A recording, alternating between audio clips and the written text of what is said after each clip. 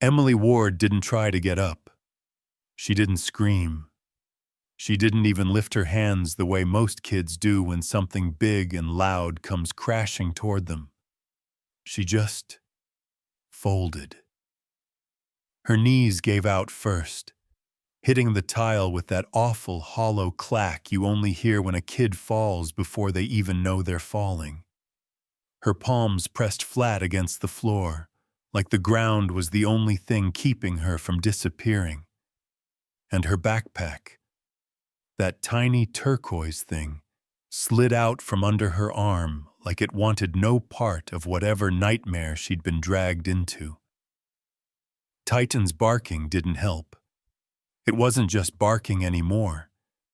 It was urgent, desperate, like he was trying to tell the whole airport, "Listen, you're not seeing what I'm seeing."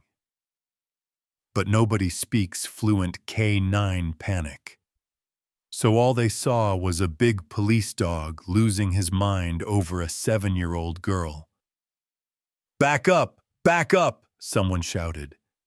Though honestly, people were already sprinting away before the words even finished leaving his mouth. A couple dropped their coffee cups. A mom dragged her toddler behind a support pillar. 2 teenagers abandoned their carry-ons like they were radioactive. The whole place moved like Emily herself was a ticking biological weapon. And God, Emily saw it. She saw all of it. Her small shoulders jerked. Like every person running was another invisible shove. She sucked in this shaky breath, tiny, sharp, almost the sound of glass cracking. I didn't do anything," she whispered, voice barely above the hum of the air vents. But nobody heard her. Or maybe they did, and chose not to listen. Cole finally reached her, but even he froze when he saw her face. You know that crying face kids make, where their chin wobbles first, and you think maybe, just maybe, they'll hold it together. Emily didn't even get that far. Her chin just dropped. Her entire expression fell apart like wet paper. "Sweetheart," Cole murmured, voice low, careful not to spook Titan even more. "Hey, can you look at me for a second?" Emily didn't. She kept staring at her backpack like it was the only stable thing left in her world. And then she said it. The line that punched every person with a heart right in the stomach. "Please, please don't let them take my backpack. It's all I have." Not, "It's mine." Not, "There's nothing bad in it." Nothing a kid would normally say. No. "It's all I have." And it wasn't dramatic. It wasn't loud. It was quiet. Terrifyingly quiet. The kind of quiet that tells you whatever she's been through, it was more than she ever deserved. Cole felt his throat tighten. Just a little. Just enough to swallow hard. "Emily," he said softly, "nobody's taking anything from you. Not right now, I promise." But she shook her head. Fast, panicked. Like losing that backpack was worse than Titan's teeth inches from her face. And Titan wasn't calming down. If anything, he was vibrating with adrenaline. Hackles raised, chest heaving so hard you could see his vest straps pulling tight. He was shaking, not out of fear, but out of certainty. Like a switch inside him had flipped. "Something here is wrong," danger wrong. Passengers weren't looking at Titan anymore.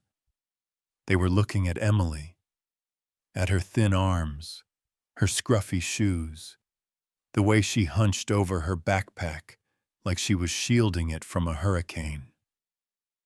Someone whispered, "She's hiding something. Look at her. Look at the dog. He knows." Another voice, "Is it a device? Oh God, TSA warned about this." And Emily heard that one. You could see the words hit her, like actual physical hits. "No, I'm not bad." She gasped, like she was trying to outrun their voices. Her hands curled tight around her sleeves, pulling them over her fingers like she was trying to shrink herself out of sight. Titan barked again. One sharp blast, echoing like a gunshot across the terminal. Emily flinched so hard she almost fell sideways. She covered her ears, hair falling forward like a curtain as she curled in on herself. "Please," she sobbed, "please make him stop. I'll be good. I'll be good. I promise." That was the moment Cole's heart basically hit the floor. Because no child, none, should ever say something like that, especially not to a federal officer kneeling 2 feet away. "Emily," Cole whispered, moving slow, hands open. "Hey, look at me. Titan's not angry at you. I swear he's not mad. He's trying to protect you." Emily barely shook her head, too scared to believe him. "Everybody's scared of me," she whispered. And that broke something in the air. You could feel it. People stopped shifting, stopped whispering, stopped recording on their phones. She said it like it wasn't new, like it had happened before. "Hey," Cole murmured, "nobody here thinks you're a bad kid." But she cut him off with a small, sharp breath. "That's not true." She looked up for the first time, eyes rimmed red, tears clinging to her lashes. "They're all running because of me." And the worst part? Cole didn't know how to tell her she was wrong. Because right now, looking around the terminal, it did look like they were running from her. But Titan knew better. Titan stepped closer, lowering his head, placing himself between Emily and the circle of terrified adults with this slow, deliberate movement, like a guardian stepping into position. And that's when it hit Cole. Really hit him. Titan wasn't defending the crowd from Emily. He was defending Emily from something nobody else had noticed yet. Something big. Something bad. Something inside that backpack she wouldn't let go. Emily Ward didn't try to get up. She didn't scream. She didn't even lift her hands the way most kids do when something big and loud comes crashing toward them. She just folded.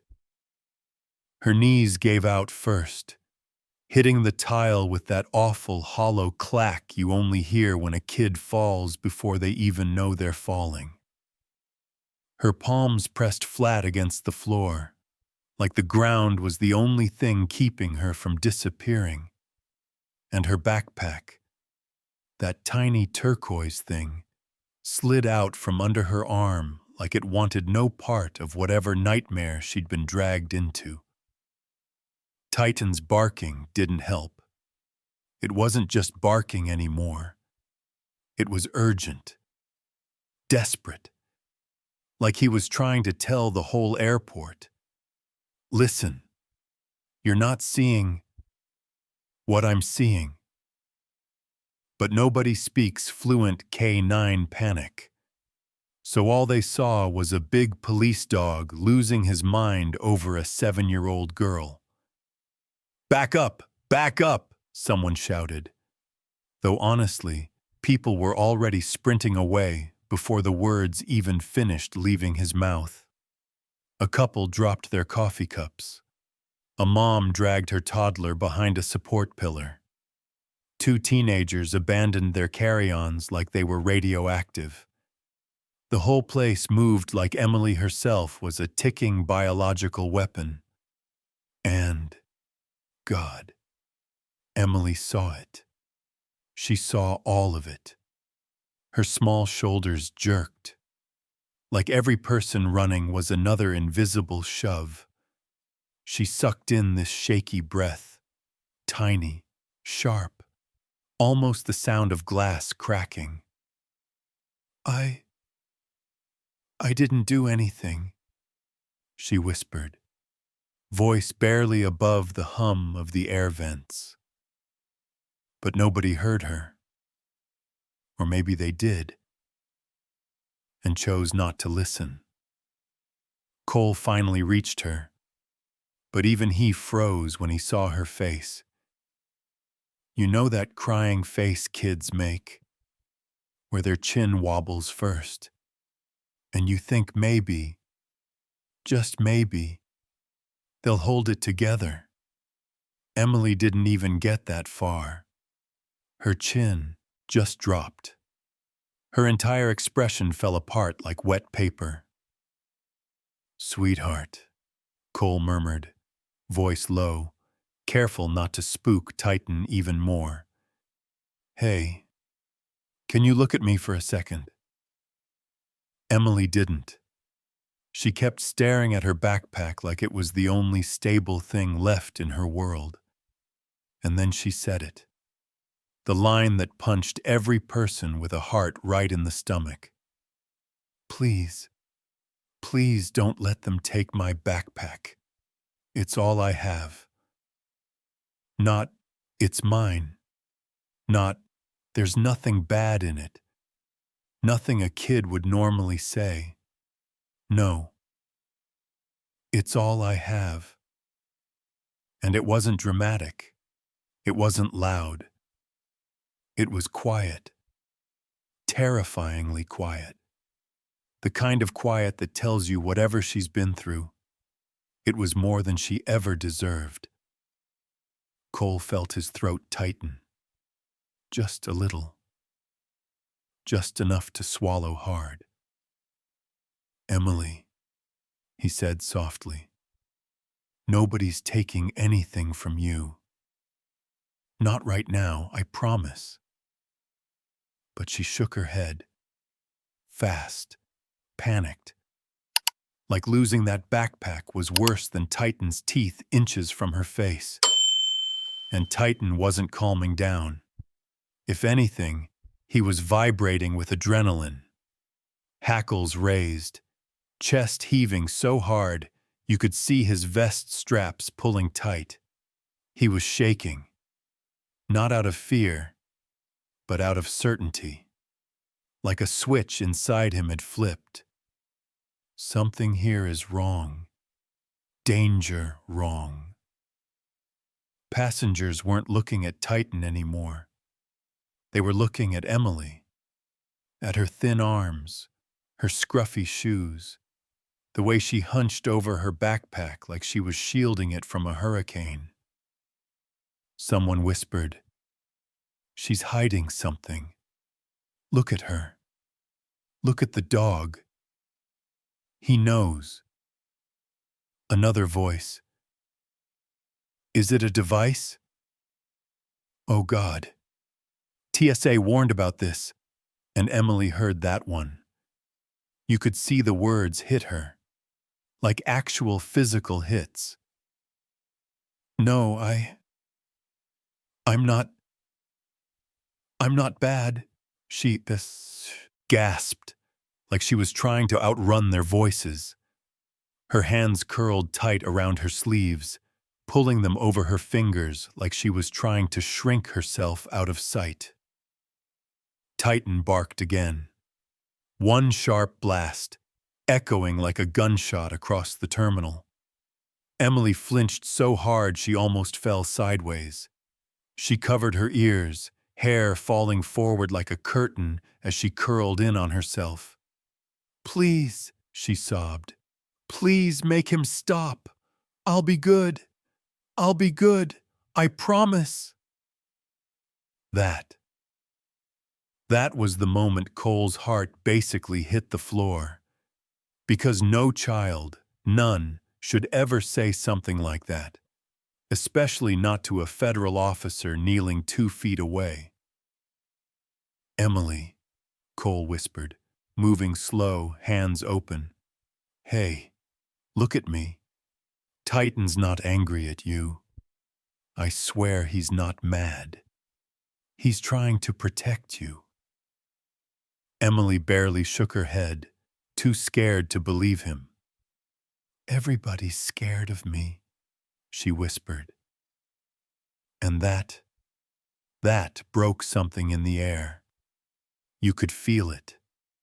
People stopped shifting, stopped whispering, stopped recording on their phones. She said it like it wasn't new, like it had happened before. "Hey," Cole murmured. "Nobody here thinks you're a bad kid." But she cut him off with a small, sharp breath. "That's not true." She looked up for the first time. Eyes rimmed red, tears clinging to her lashes. "They're all running. Because of me." And the worst part? Cole didn't know how to tell her she was wrong. Because right now, looking around the terminal, it did look like they were running from her. But Titan knew better. Titan stepped closer, lowering his head, placing himself between Emily and the circle of terrified adults with this slow, deliberate movement, like a guardian stepping into position. And that's when it hit Cole, really hit him. Titan wasn't defending the crowd from Emily. He was defending Emily from something nobody else had noticed yet. Something big. Something bad. Something inside that backpack she wouldn't let go. Because while Emily sat there shaking, clutching herself, and Titan stood over her like a living barricade, the crowd suddenly, weirdly, parted.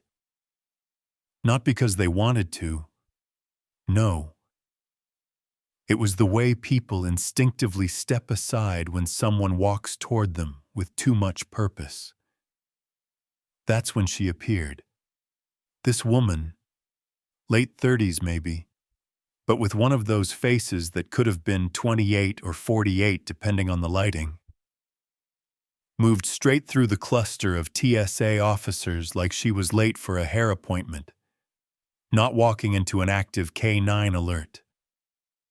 Long charcoal gray coat, hair in a perfect low bun, like each strand had been placed there by a laser. Makeup flawless, not a wrinkle out of place. And her eyes, Lord, they were flat, still, too still, like the surface of a lake right before a storm hits. Cole saw her before she reached them, and something in his gut just twitched. You know that feeling when the back of your neck goes warm out of nowhere? Yeah, that. A TSA officer tried to block her. "Ma'am, you need to step back. This is an active..." She cut him off with this soft, breathy gasp, like she'd been practicing it in a mirror. "Oh my God. Emily?" Cole's eyebrows shot up. Emily. Already knows her name?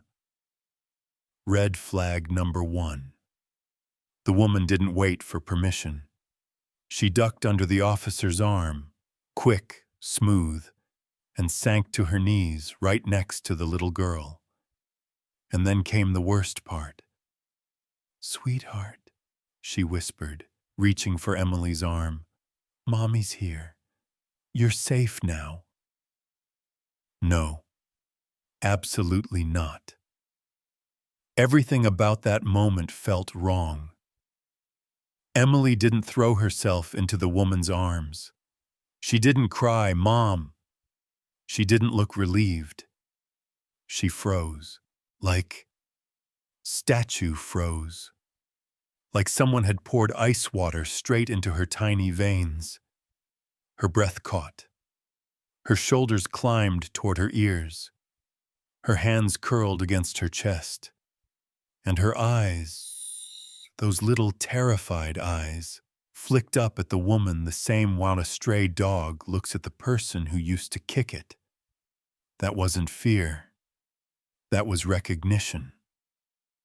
Cole muttered under his breath, "What the hell?" And Titan? Titan didn't bark this time. He growled, slow, dark, low enough that it vibrated through the tile. It wasn't the backup growl. It wasn't the danger growl. This one was different. It was disgust. Pure, unmistakable disgust.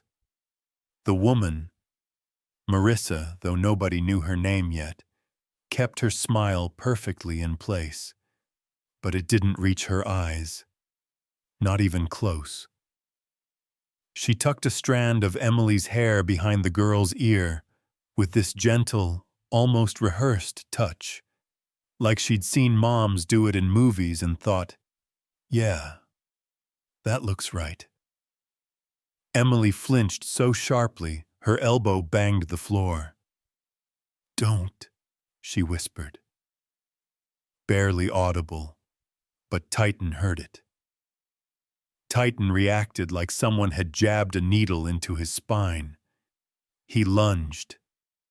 Not at Emily, but toward the woman, stopping only because Cole threw every ounce of strength into Titan's harness. "Whoa! Whoa, Titan! Easy!" Marissa didn't even look scared. That was the crazy part. Any normal person would have jumped back, thrown their hands up, screamed. Something. Not her. She just tilted her head with this soft, sympathetic smile that made Cole's skin crawl. "I don't understand why your dog is acting like this," she said sweetly, voice dripping honey. "I'm her mother." Emily's whole body went stiff. Her mouth opened, then closed, like she didn't know if she was allowed to speak. Cole locked eyes with the woman. Something was massively, violently off. "Ma'am," he said, tone low but firm, "I'm gonna need you to step back." But she didn't. In fact, she leaned closer to Emily, placing a hand on the girl's shoulder with slow, careful pressure. Emily jerked like she'd been burned. Titan snarled, teeth flashing, every muscle in his body coiled so tight, Cole thought the vest might tear. "Lady," Cole snapped, "I said back up." Marissa gave a tiny laugh. A pretty laugh. A polite laugh. A completely hollow laugh. "You're overreacting," she murmured. "She's scared because of your dog, not because of me." Red flag number 2. No. That was actually red flag number 25. Because the thing is, and any parent could tell you this, no child reacts like that to someone who's supposed to protect them. Emily wasn't scared of the chaos. She wasn't scared of Titan. She was scared of her. Cole saw Emily's lips tremble, like she wanted to say something but couldn't force it out. So he softened his voice.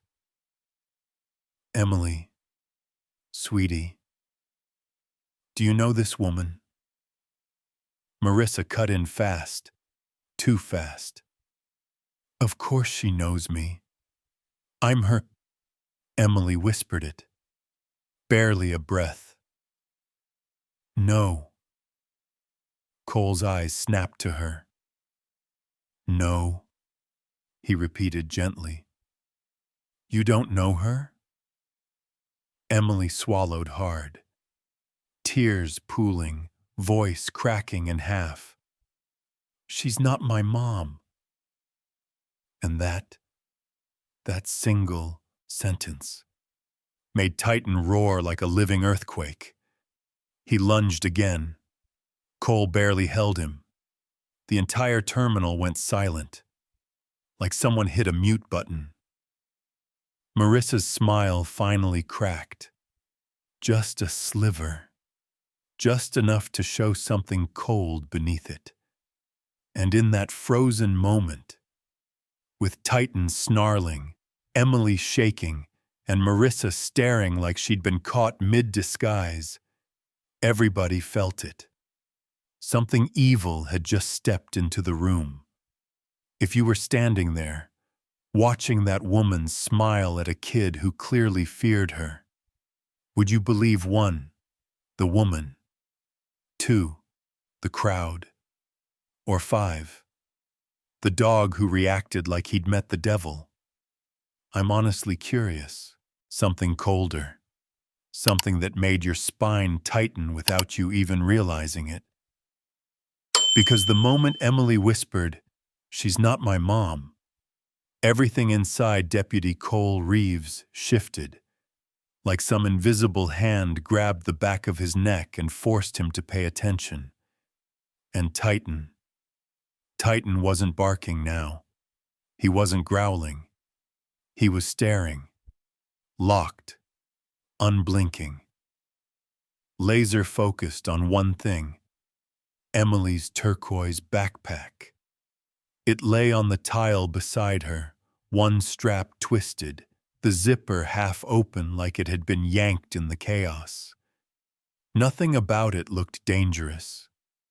It was cute, honestly. Little unicorn keychain, sticker peeling at the corner. Just a kid's bag. But Titan was trembling, literally shaking.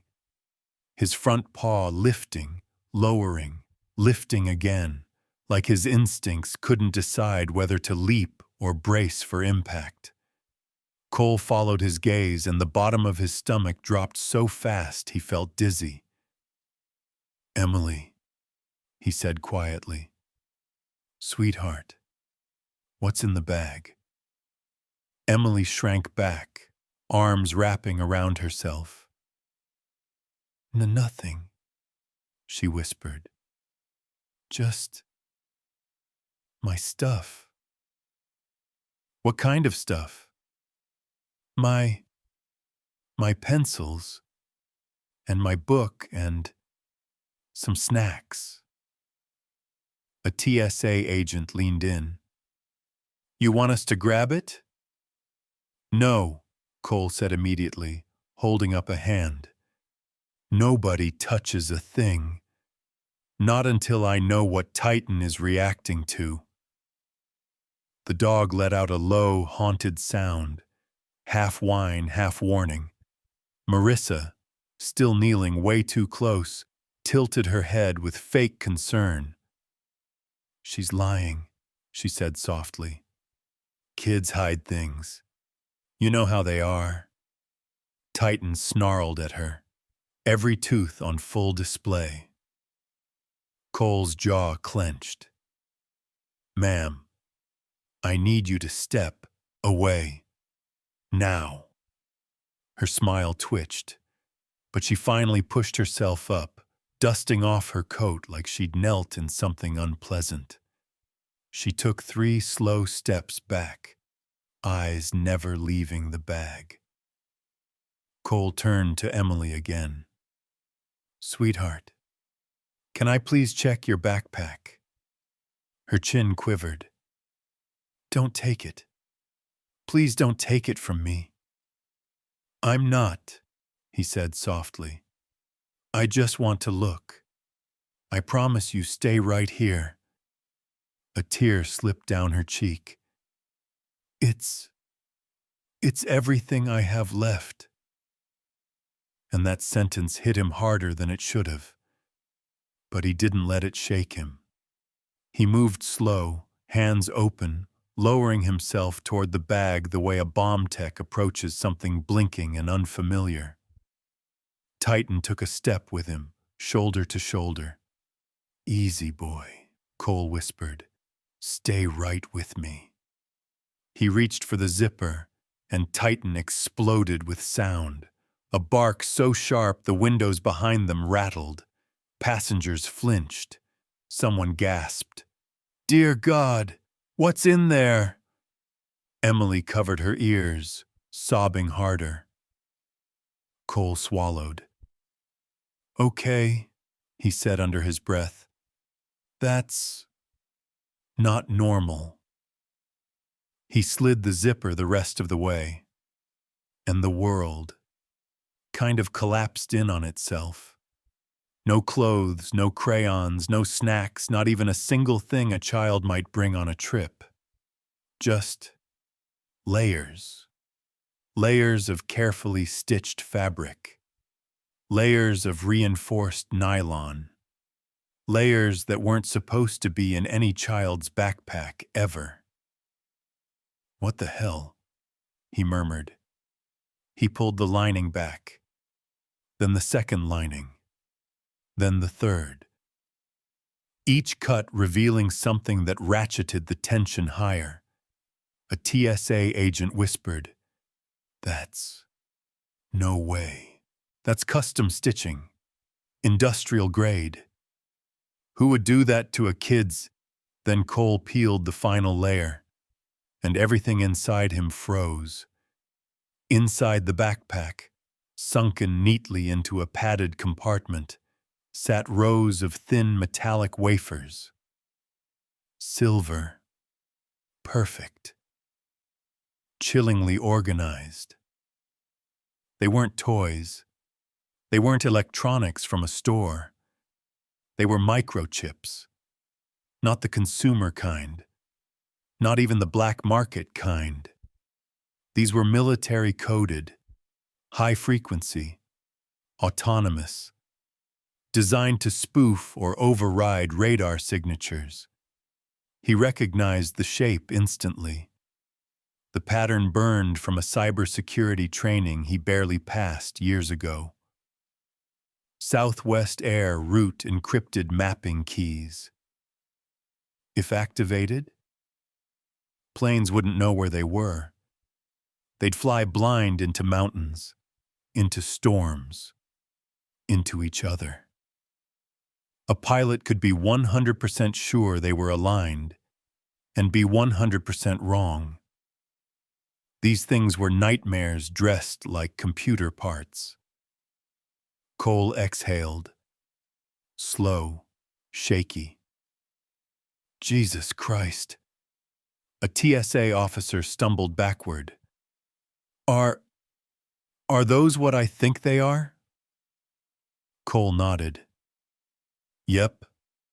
That's a remote access spoofing array. A spoofing what?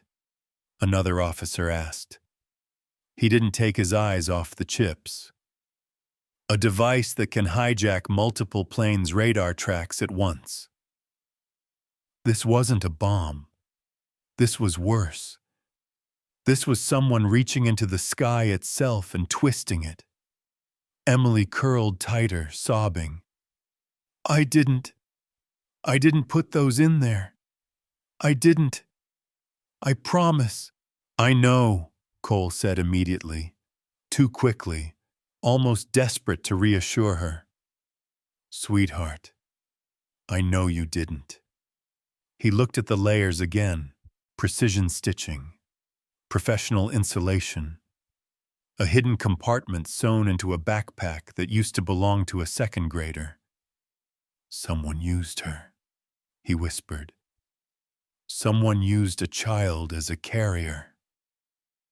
The words tasted like rust, A murmur rippled through the terminal. This is insane. No way a kid could carry that. Who? Who would do that? Titan let out another low growl, not toward Emily, but toward the woman still standing too close. Marissa Vale. She smiled. A small, tight, dangerous smile. And Cole suddenly understood Titan's fury. This backpack wasn't an accident. It was a message, a delivery system.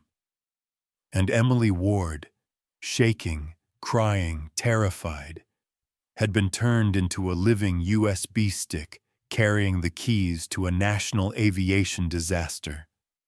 And somewhere behind all this, someone very smart, very patient, and very evil had planned every inch of it. Ripping that backpack off felt like someone had punched the terminal in the lungs. And then what happened next? Yes, this is where the air got stuffy, like you were breathing in broken glass without even realizing it. Because as soon as those chips appeared, shiny, cold, silent, Emily didn't look at them. She looked at Marissa, not to accuse her, not to point, not to tell the truth. She looked at her like a kid looks at the monster they prayed wasn't real. And then, barely louder than a hiccup, Emily broke. I didn't know, she cried, voice cracking like something inside her snapped. She said it was candy. She said it was special candy. And she said Mommy would be proud if I kept it safe. The whole terminal went still, dead still. Even the TSA radios quieted, like they were holding their breath. Cole felt something hot crawl under his ribs. Emily, he whispered, but she couldn't stop. The words spilled out of her like she'd held them in too long. She told me not to open it, Emily sobbed. She told me not to tell Mommy because it would ruin the surprise. She said good girls keep secrets. Her voice dissolved, and that was it. That was the moment the crowd's fear flipped, hard, into fury. A man near the stanchions muttered, Jesus, she tricked the kid. A woman clutched her chest. That little girl, she's just a baby. Someone else hissed, what kind of monster uses a child like that? And Titan, God, Titan was shaking with anger now. Not fear, not warning. Anger, a deep, primal, ancient kind of anger. He planted himself between Emily and Marissa, body low, shoulders locked, teeth bared so wide his gums showed. Every muscle in him screamed, touch her, I dare you. Marissa didn't flinch. That was the part that made Cole's jaw tighten. Because any normal person, even the guilty ones, would have shown something. Fear, shame, guilt, regret. But Marissa Vale? Nothing. Not even a twitch. She just lifted one eyebrow, bored, almost annoyed, and gave a tiny polite smile. You people are being dramatic, she said quietly. Children misinterpret things all the time. She probably misunderstood. Cole stared at her. Misunderstood? His voice cracked. She's 7. Exactly, Marissa said calmly, smoothing her coat sleeve. Kids lie. They get scared. They make things up. Titan growled. A sound so sharp, so violent, 3 people jumped. Cole stepped forward. "Ma'am," he said slowly, "Emily didn't make those up." He pointed at the microchips glittering inside the torn backpack. "You mind explaining how they got in her bag?" Marissa's expression didn't break. Not even a little. "I have no idea," she said lightly. "Maybe someone put them in while she wasn't looking. You should probably investigate that." It was such an unbelievable line, so bold, so cold, that someone in the crowd actually shouted, "Oh, give me a break!" Another launched forward before his wife grabbed him by the arm. "You used a kid," he spat. "How the hell do you sleep at night?" But Marissa didn't turn, didn't snap back, didn't blurt excuses.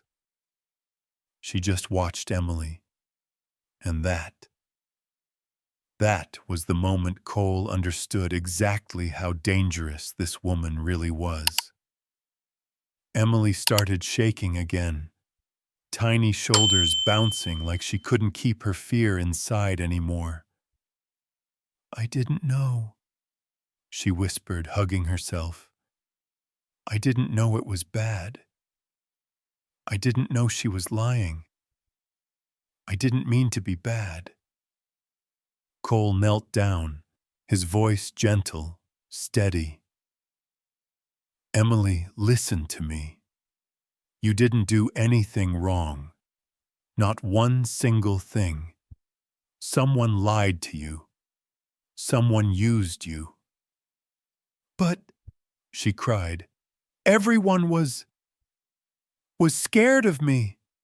"Not of you," Cole corrected softly. "Of what someone put on you. Big difference, okay?"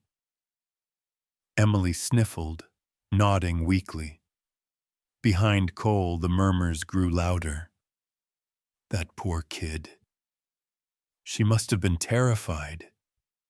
She didn't deserve this. What kind of psycho drags a child into this? And Titan? Titan slowly stepped backward until his entire body hovered just inches in front of Emily, shielding her completely. His stance was no longer aggressive.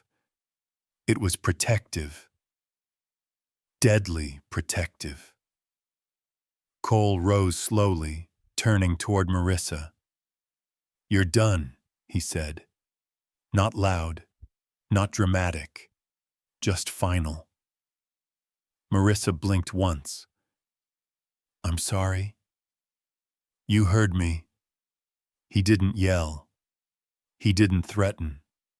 But his tone told everyone in earshot that whatever game Marissa was playing, it had just ended. Titan growled again. Not warning this time, but verdict. The crowd shifted closer. Not physically, but emotionally. Their energy locked onto her like heat. The fear of Emily had vanished. Now the anger had a target. Time 200 pounds. And they wanted answers. Someone shouted from the back, "She used that little girl as a damn mule." Another, "She could have killed hundreds of people."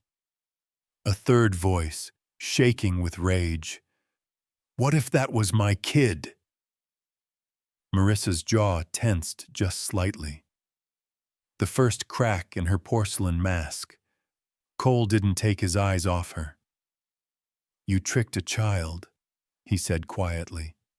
"You told her it was candy. You made her believe her mom would be proud. That's not just criminal. That's sick." Marissa didn't respond, and Titan leaned forward, baring his teeth one slow inch at a time, like he was spelling out the truth in a language everyone suddenly understood. "This woman is dangerous. This woman is the enemy. This woman hurt the child he is sworn to protect. Cole exhaled through his nose. This ends now.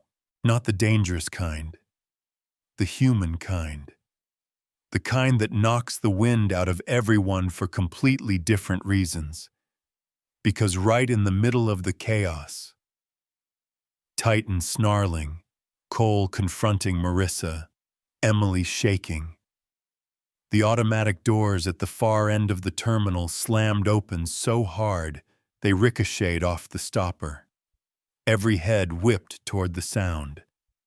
And there she was, a woman, early 30s, hair a mess, coat half-zipped, hospital badge still clipped to her shirt. Running so fast she nearly tripped over her own feet.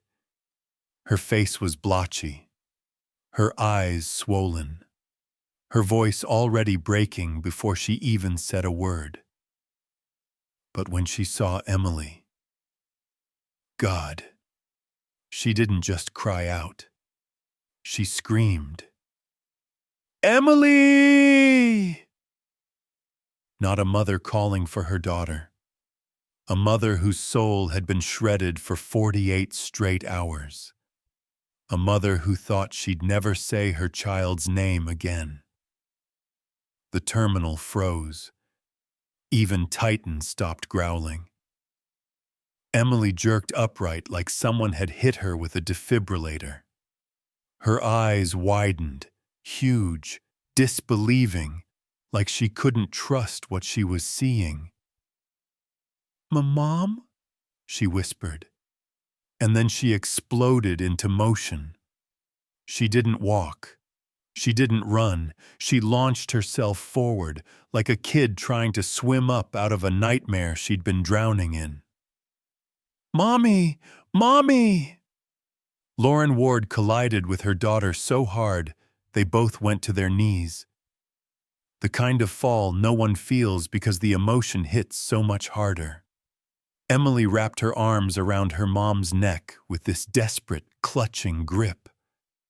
Like she was afraid Lauren would vanish again if she loosened even an inch. Lauren held her so tight it looked painful.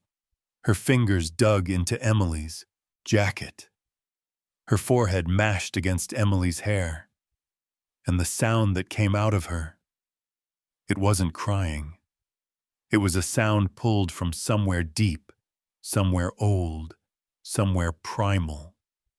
The sound of a soul snapping back into a body after being ripped out for days. "Oh God, oh baby, my baby, my baby." Her voice cracked on every word.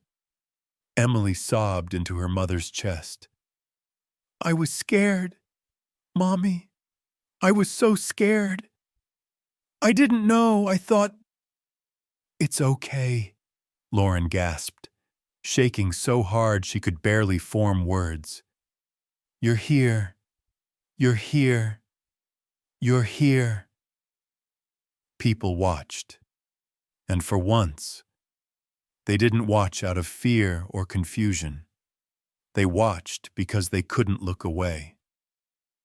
A businessman pulled off his glasses and wiped his eyes. A teenage girl bit her lip hard, tears pooling. A TSA officer turned away, pretending she needed to check her radio. Even Cole felt his throat tighten. Unexpected, sharp, impossible to swallow. Titan stepped back, lowering his head, ears softening. He didn't bark. He didn't growl. He just watched. Quiet, almost reverent. Like even he understood this moment wasn't his. Marissa's expression tightened. Just barely. Like the sight of the reunion annoyed her. Of course it did. Her plan relied on Emily not having a mother to run to. Lauren held her daughter tighter, both of them shaking. "Emily," she whispered. cupping the girl's face with trembling hands. "Look at me, sweetheart. Look at me." Emily lifted her chin, eyes red, cheeks wet. "You're safe now," Lauren whispered. "Nobody's taking you. Nobody's hurting you. You're with me. I've got you." "Mommy," Emily choked out. I tried so hard to be good. Oh, baby." Lauren pulled her in again, crushing her with another fierce hug. "You didn't do anything wrong. None of this was your fault." Emily sobbed louder, her whole tiny body convulsing with it. "I thought you were mad at me." Lauren froze, like someone had stabbed her. "What?" She pulled back just enough to see Emily's face. "Emily Jean Ward, you listen to me. I would cross fire for you. I would tear the world apart for you. I will never be mad at you for surviving something someone else did." Emily pressed her forehead into her mother's shoulder. "I missed you." Lauren's voice shattered. "I missed you more than air." Cole looked away for a moment, swallowing hard. He'd seen reunions, kidnappings, recovery cases. But this was different. This wasn't just relief. This was resurrection. It was the sound of a heart restarting after being flatlined. The crowd stepped back, not from fear now, but respect. Like they all understood this wasn't a moment to intrude on. Titan finally took a small step forward, sniffing the air near them, checking, confirming that Emily was back where she belonged. Lauren wiped her eyes with the back of her hand, finally noticing Cole. Are you the officer who found her?" she asked, voice trembling. Cole shook his head. "No," he said quietly. "I didn't find her." He nodded toward Titan. "He did." Lauren looked down at the dog. This big, intimidating, battle-ready German shepherd. And for a split second, she didn't see danger. She saw a hero. She reached one hand toward Titan, slow, grateful. "Thank you," she whispered. Titan leaned forward, gently, resting his head against her knee. The tiniest wag moved his tail. And that was it. The entire airport broke. People cried. People clapped. People breathed again for the first time in what felt like hours. Because seeing a child saved is one thing. But seeing a mother get her child back? That's something else entirely. From the same dog. From the same heartbeat that refused to quit. Because barely 60 seconds after Titan nudged Lauren's knee, barely 60 seconds after the entire terminal exhaled, he froze. Not scared, not confused, focused. Every muscle locked. Ears shot forward.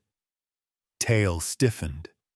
Head tilted slightly like he'd caught a frequency no human ear could touch. Cole saw it. He'd seen that stance twice before. Once during a fentanyl bust. Once in a wildfire evacuation zone. Both times, disaster was seconds away. "Titan. Hey, buddy." "What is it?" Cole whispered. But Titan wasn't listening. He turned, slowly, mechanically, toward the service corridor leading to the baggage processing tunnels. And then he took off. No warning, no command, no hesitation, just pure instinct exploding into motion. "Titan! Titan!" Cole shouted, sprinting after him.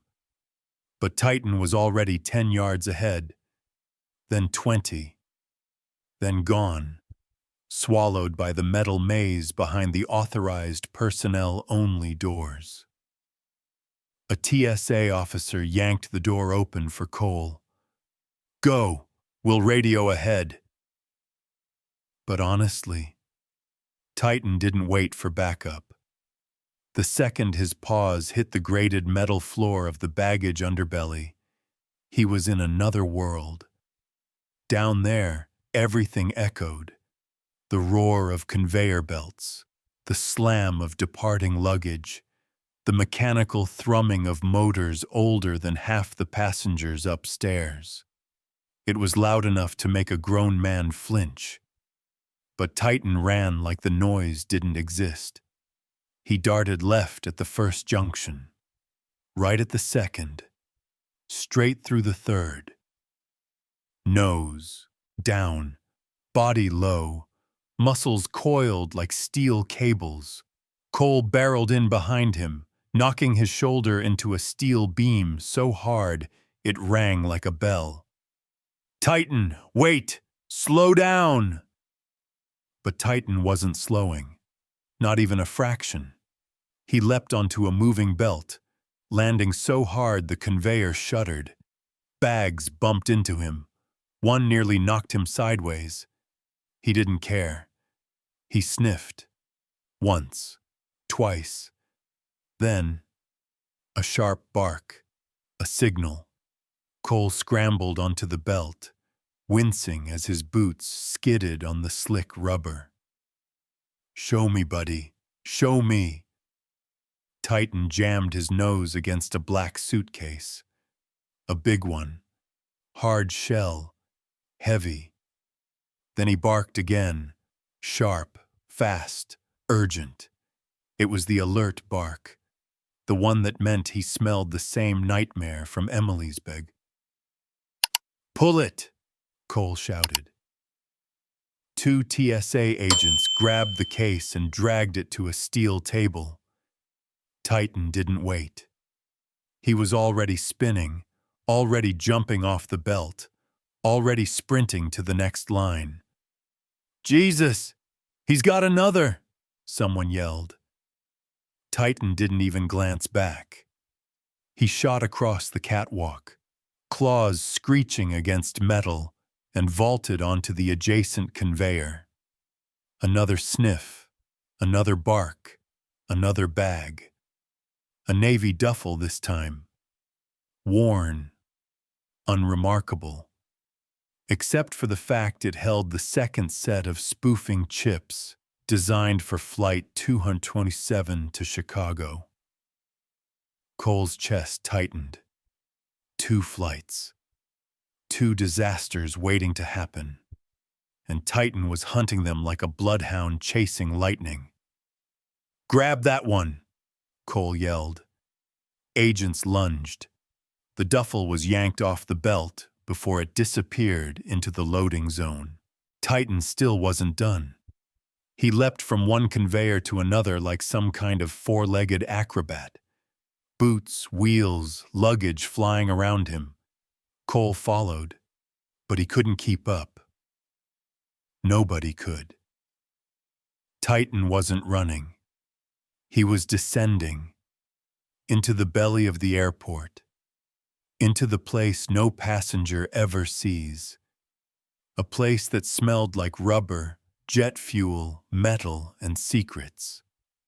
He landed hard on a third belt, then froze again. His ears twitched, his nose tilted. Then he lunged into a cluster of bags stacked high enough to bury him. 3 fell. 1 split open, spewing clothes across the belt. Titan ignored all of them. He found the green suitcase buried behind them. He planted his paws, lowered his head, inhale, then barked. Twice. Short. Explosive. The moderate threat alert. Another rig. Another flight. Another narrow escape. Cole felt his heart pounding in his ears. "That's 3, he yelled into his radio. 3 compromised bags. Get bomb squad. Get cyber. Get everybody." But Titan leapt onto the next belt before Cole could finish the sentence. "Titan, stop!" He didn't. He wouldn't. He couldn't. He tore down the belt at full speed, paws drumming like thunder, and dove off the end straight into the outbound luggage chute. Cole gasped. "Oh, hell, no, no, no, Titan!" He slid down the chute after him, boots scraping, elbow slamming metal, adrenaline lighting every nerve. By the time he reached the bottom, Titan was already standing on the final conveyor, his entire body stiff, back straight, tail pointing, ears locked, and he growled. Time 900 mesums. A low, chilling horror movie growl. Cole followed his gaze. A small floral roller bag. Pink, yellow flowers, the kind a teenager might buy at Target, sat gently rotating on the belt. Cute. Harmless. Except Titan was staring at it like it was death. He barked. Once, then again. Then a third time. Each bark harder, sharper, more frantic than the last. Cole's stomach plummeted. "That's 4, he breathed. 4 separate targets, 4 flights, 4 disasters we never even knew were coming." Titan stood there, chest heaving, eyes wild, but victorious. He had done what no human ever could. He smelled the sky being sabotaged, and he stopped it. One bag at a time, one flight at a time, one miracle at a time. Cole dropped to one knee and threw his arms around Titan's neck. "You did it," he whispered, voice cracking. "You absolute legend. You did it." Titan pressed his forehead against Cole's shoulder, not wagging, not celebrating, just steady, like a soldier after battle, like he knew thousands of people would never know his name, but they'd fly safely tonight because of him. If you were standing in that metal maze, watching Titan leap through belts like he was fighting the devil himself, what would have hit you first? 1 chills, 2 pure awe, or 5, I'd trust that dog over any human on Earth. Titan finding 4 sabotaged bags felt like watching a dog straighten the entire sky with his nose. Then what happened next? Yeah, that was the moment the story snapped from holy crap to this is a straight-up action movie, right? Because while Cole was still catching his breath, one knee on the metal grate, hand gripping Titan's harness like it was the only solid thing in the world, a loud ping, ping, ping echoed from the far end of the cargo maze. A TSA tech sprinted in, waving a tablet like he'd found a live grenade. "Deputy," he yelled, breathless. We found her." Cole scrambled up. "Found who?"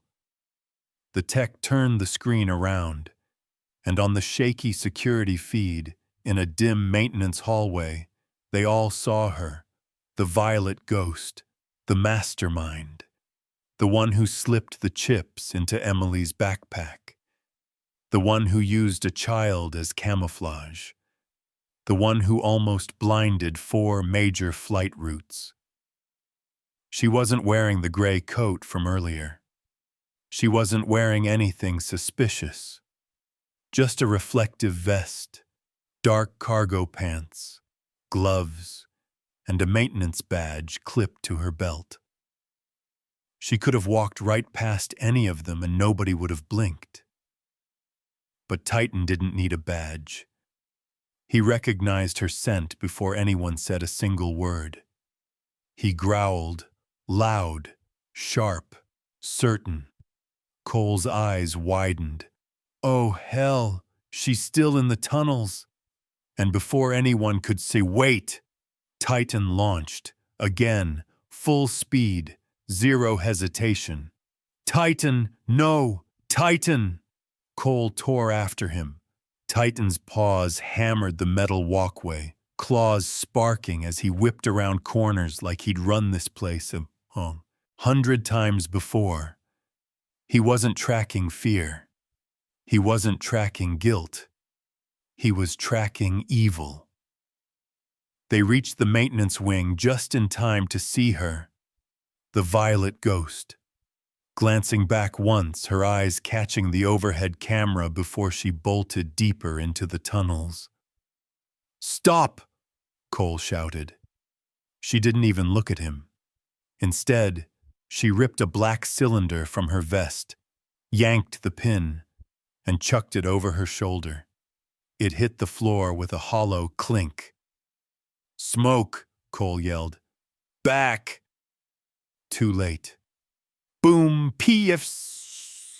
A white cloud exploded, swallowing the hallway. So thick, so blinding, so fast. Cole coughed hard, slamming his forearm over his mouth. Titan, don't go in! Titan didn't care. He vanished into the fog like a missile made of muscle and instinct. Cole stumbled after him, nearly slipping on the condensation pooling under his boots. Titan, talk to me! Give me something! A growl answered him from somewhere inside the smoke. Not angry. Focused. The ghost shoved her shoulder into a massive cargo container. One of the airport-grade rolling steel crates built to hold engines or oversized luggage. It must have weighed at least 300 pounds. But adrenaline makes monsters out of people. She shoved again. The wheels screeched. Metal scraped the floor. Then the entire crate toppled, right into Titan's path. Move, Titan! Cole screamed. But Titan didn't dodge. He jumped, just launched himself upward, body stretching, limbs cutting through the smoke as the steel crate slammed behind him. Time 700 missing him by maybe an inch. The crash shook the whole tunnel. Dust snowed from the ceiling. Cole swore, heart pounding out of his chest. Titan! Then, thump, thump, thump, thump, Titan's paws hitting concrete. He was still running, still chasing, still locked onto her scent like nothing could break his purpose. The violet ghost sprinted down the hallway and turned sharply into a narrower passage. A maintenance catwalk suspended above a tangle of pipes and ventilation shafts. A dead drop yawned beneath it. 7 feet of empty air down to the lower level. She leapt across without hesitation. Titan reached the edge seconds later. Cole skidded behind him. Titan, wait! Don't! Titan jumped. A perfect arc. Back legs tucking, chest forward, jaw set. He soared like a bullet over the drop, slamming onto the opposite catwalk with a grunt, claws scraping metal but finding grip. Cole froze at the edge, staring in disbelief. Oh, you've got to be kidding me. Titan didn't even check to see if Cole was behind him.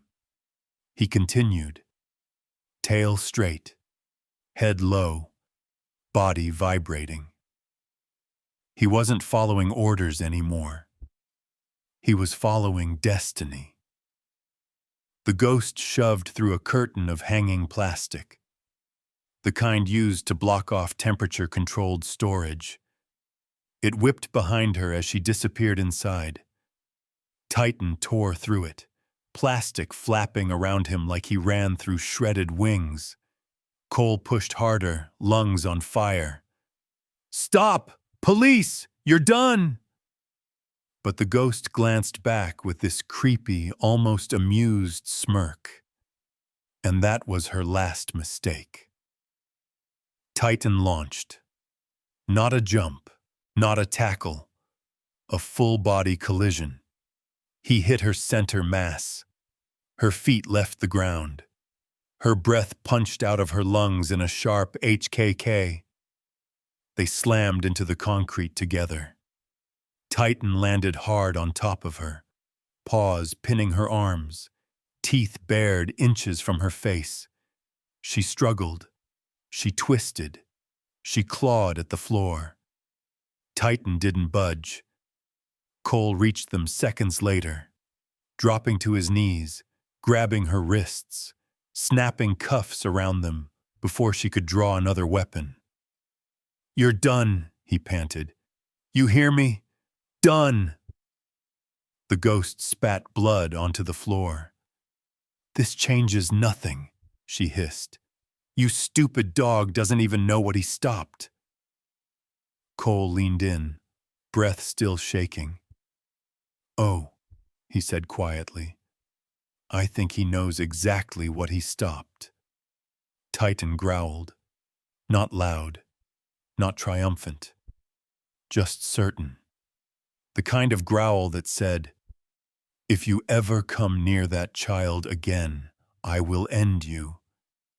And for the first time, the violet ghost looked afraid, like the adrenaline faded, like the fear finally let go, like the world remembered it could breathe quietly again.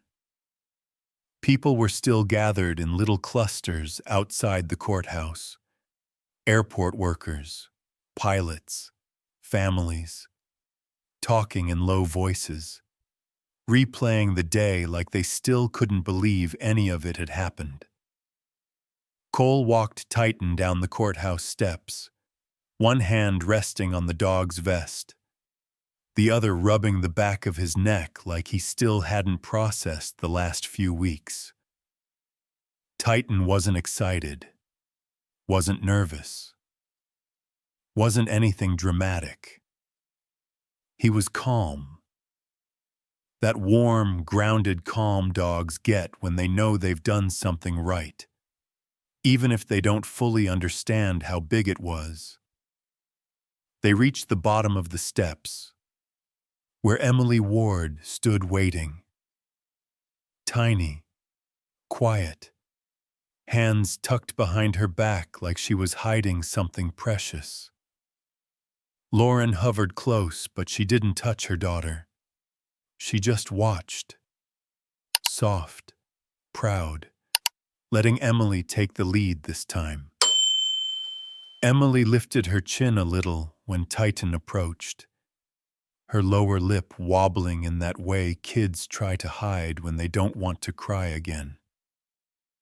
"Hi, Titan," she whispered. Titan stepped toward her, slow, gentle, like he knew this was a different kind of moment. Not danger, not rescue, just healing. Emily brought her hands forward, and that's when Cole saw it.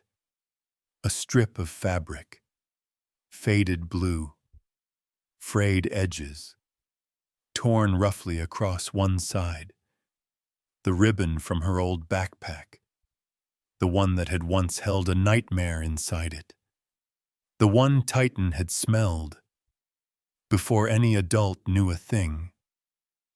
Emily held it carefully, like it might crumble if she squeezed too tight. I, um, she swallowed, voice tiny. I kept this. Time 200 pems. Cole almost said something, asked why, asked if it was too painful to keep. But Emily kept going before he could. I didn't want to throw everything away, she whispered. Because not all of it was bad. Not when you were there. Titan tilted his head. You could practically see his ears soften. Emily stepped closer. I want you to have it. Cole blinked. Oh, sweetheart. You don't have to. It's not because of the bad stuff, she said quickly, shaking her head. It's because you saved me. And you saved everybody. And I want you to remember me. Her voice cracked on the word remember. Titan moved first. He lowered his head, slow, deliberate, until his collar was right at her chest height. Giving permission. Giving trust. Giving his silence to her tiny hands. Emily's breath shuddered. She wiped her eyes with the back of her wrist, then slowly, so carefully, tied the blue ribbon around a loop on Titan's vest. Her fingers trembled. She had to try twice to get the knot right. But Titan never moved, not even a blink. When she finished, she pressed her fingertips lightly against the ribbon like she was sealing it in place. There, she whispered, so you don't forget. Titan leaned forward and nudged her wrist with his nose. A soft, warm, grounding nudge, like he was saying, I couldn't forget you even if I tried. Emily giggled. A tiny sound, shaky, but real. The kind of laugh that tells you a bruise inside someone finally cracked open enough to let a little light in. Lauren covered her mouth, tears welling. Cole looked away for a second, pretending the sun was too bright. Emily rested her palm on Titan's cheek, gently tracing the fur near his jawline. Thank you for saving me, she whispered. And for not being mad at me. I didn't know I was carrying something bad. Titan closed his eyes and pressed his forehead against her tiny hand. Cole exhaled quietly. This was different than the reunion at the airport. That had been raw, desperate, frantic. This was soft, slow, the kind of healing nobody claps for, but everyone feels. Lauren knelt beside her daughter and smoothed a hand over Emily's hair.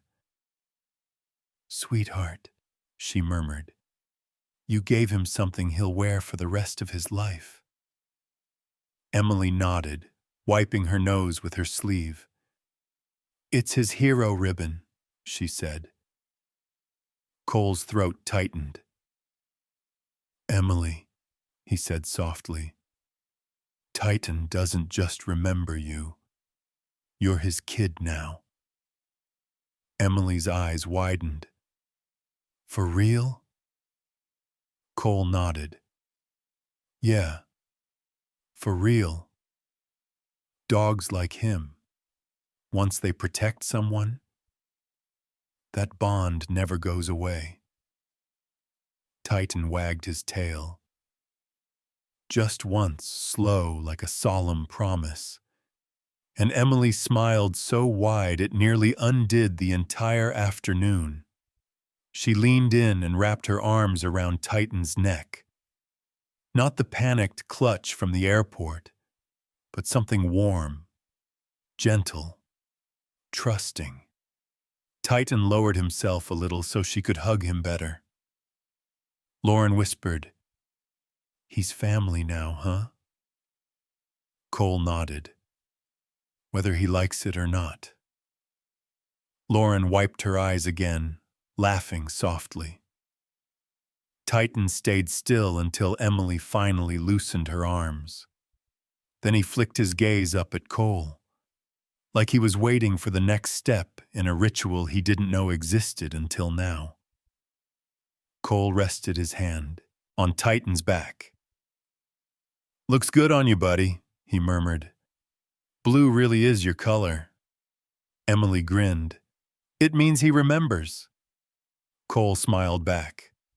"Oh, trust me, kiddo. He'll remember forever." And under the warm Arizona sun, with the noise of the city humming faintly behind them, a dog, a deputy, a mother, and a child stood together.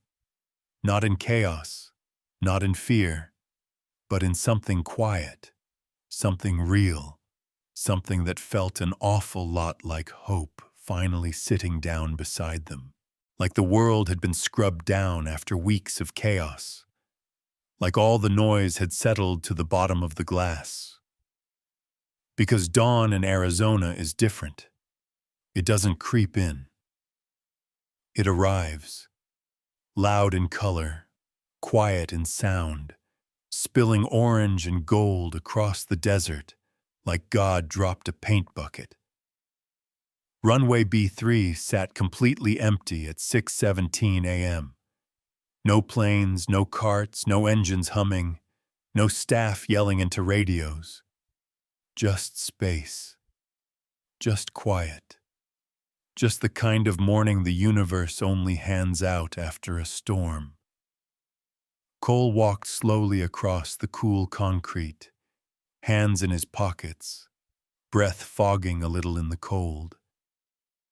Titan padded next to him, paws tapping soft against the runway lines. The blue ribbon Emily gave him drifted slightly in the breeze, faded, frayed, and somehow perfect. Cole let out a slow breath. "Well, buddy," he murmured, "we made it to another sunrise. Thought we were done for a couple times there." Titan flicked his ear, like, "Yeah, no kidding, man." Cole laughed under his breath. They kept walking, toward the edge of the runway where the sky cracked open in colors. Peach, gold, pink, a little purple. Titan stopped for a second, lifting his head, sniffing the cold morning air. He wasn't searching for danger, just feeling. Cole watched him, feeling that familiar tug in his chest. He rubbed the back of his neck, embarrassed at how raw that sounded out loud. I know, cheesy as hell. Don't look at me like that," he muttered. "But it's true." Titan stepped closer, bumping his head lightly into Cole's hip. His version of a hug. Simple, solid, honest. Cole smiled. "I lost faith in people for a while," he admitted. "Been running on fumes. Didn't realize it until I saw you throw yourself at that smoke, those containers. Hell, even that 7-foot drop." He shook his head, laughing once in disbelief. "You didn't think. You didn't plan. You didn't hesitate. You just went." Titan blinked slowly. Not smug. Not proud. Just present. Cole rested a hand on Titan's head and exhaled, long and shaky. "You gave me back something I thought was gone, buddy. Something I didn't think I'd ever get back." He paused. Hope. The word hung in the morning air like frost. Titan turned his head slightly, pressing his ear into Cole's palm. The sun finally cleared the horizon, washing the entire runway in molten gold. Titan's fur lit up like embers. Cole stood there for a second, letting it hit him. The light, the quiet, the simple fact that they lived through it all. "I don't know where we go from here," he said softly. "But I know I'm not doing it alone." Titan nudged his leg, then took a small step forward, inviting him to keep moving.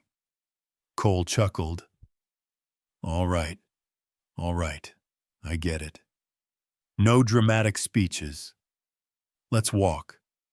They moved again, side by side, their shadows stretching long behind them. The world around them slowly woke up. Far-off engines rumbling, a flock of birds cutting across the sky, a maintenance cart buzzing somewhere in the distance. But here, at the center of runway B3, it still felt like just the two of them. A man. A dog. Battered. Exhausted. Stitched back together by sunlight and a blue ribbon. As they reached the far end of the runway, Cole whispered, "You're my hero. You know that?" Titan didn't respond. He didn't need to. He just kept walking toward the sunrise. Steady, brave, wearing a medal on his chest and a child's ribbon on his vest. Cole followed beside him, feeling, maybe for the first time in years, like he was exactly where he needed to be. Two silhouettes, one tall, one four-legged, moving toward the bright orange edge of the world. And for a moment, it didn't feel like an ending. It felt like a beginning, a clean page, a new chapter. A promise the morning was making to both of them. The desert light wrapped around them like warmth from something holy. And Titan, hero, protector, survivor, walked straight into it. Not just a kid, not just a mother, not just a few planes, but the sky itself. The story spread out of Phoenix like desert wind, soft at first, then unstoppable. People whispered it in grocery lines, talked about it over pancakes in diners, replayed the airport footage on tiny cracked phone screens. There was something unreal about it all. Something too big to fit into a headline. But people tried anyway. One dog saves an airport. K9 Titan prevents Southwest sky collapse. A child, a backpack, a bark heard around the country. Cole hated most of the headlines, felt too dramatic, too polished. But even he couldn't deny one thing. Everything changed with that bark. That one raw, broken howl Titan let out in the middle of Sky Harbor. The moment that made the whole terminal freeze was the turning point. Even people who weren't there swore they could feel it, like that sound got recorded into their bones just from hearing the story. Cole didn't talk about it much, but he replayed it all the time. Not the chaos, not the smoke, not the tunnels or the chase, but the very beginning. Titan shaking, Titan pulling, Titan choosing a child before choosing orders. That was the part that haunted him. That was the part that healed him too. Because the truth was simple, almost small, almost fragile. A little girl had been crying silently, and only one creature in that crowd truly heard her. A week after the airport incident, Cole and Titan were invited back to Sky Harbor for a quiet internal briefing. It wasn't quiet, and it wasn't internal. The entire staff from Terminals A, B, and C crowded the room. Mechanics showed, up covered in grease. Flight attendants still in uniform squeezed near the back. TSA officers lined the wall shoulder to shoulder. No one clapped. Not yet. They just watched Titan like he was something sacred. Some kind of guardian they almost didn't deserve. A little guy from baggage handling, maybe 19 years old, whispered, "That dog saved my cousin's flight, man." An older pilot wiped her eyes and muttered, "He saved mine, too." Cole swallowed hard and put a hand on Titan's vest, grounding himself in the only steady thing in the room. Then the room finally broke.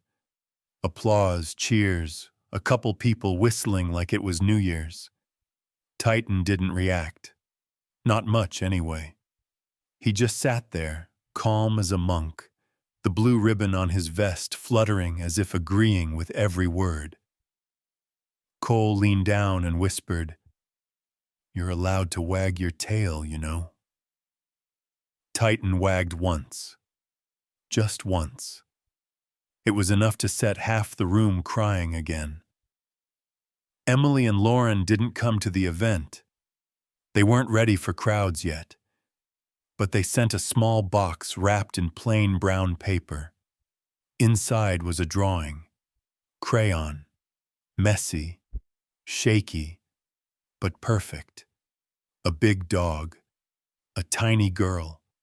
A huge heart floating above both of them. On the bottom, in a kid's handwriting, "Thank you for finding me." Cole folded the drawing carefully, like it might crack if he breathed wrong. Titan sniffed it, then pressed his head gently into Cole's shoulder. No bark, no growl. Just that soft, grounding pressure he always gave when words weren't enough. And then, 2 weeks later, the letter came. Not from the state, not from the airport, not from the governor's office, even though they sent one too.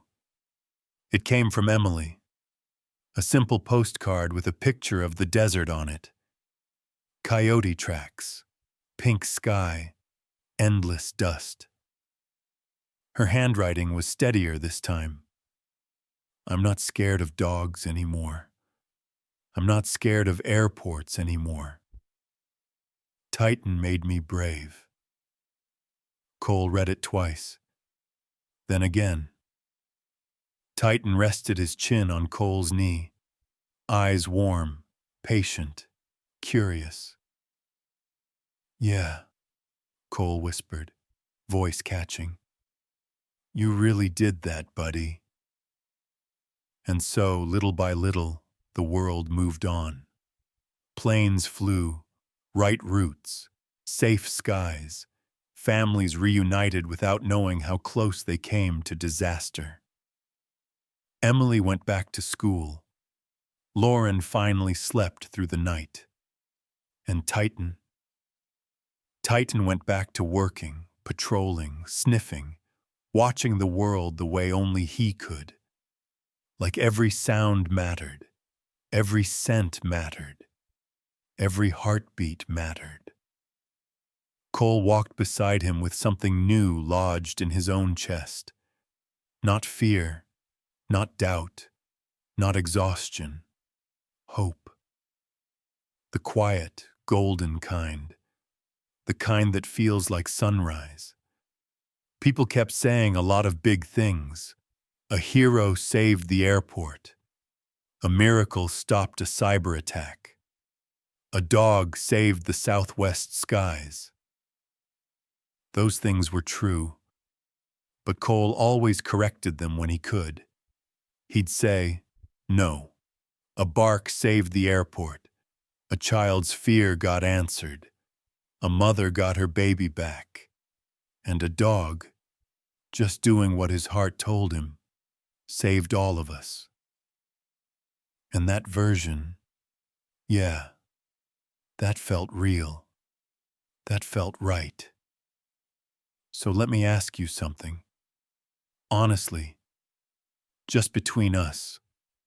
If you were standing in Phoenix that morning, with alarms blaring, crowds screaming, a little girl shaking like her whole world was ending, who would you have trusted first? 1. The crowd running in every direction. 2. The woman with the perfect smile and the perfect lie. Or 5. The dog trembling, pulling, barking his heart out because he knew a child needed him. I'm curious. What's your answer?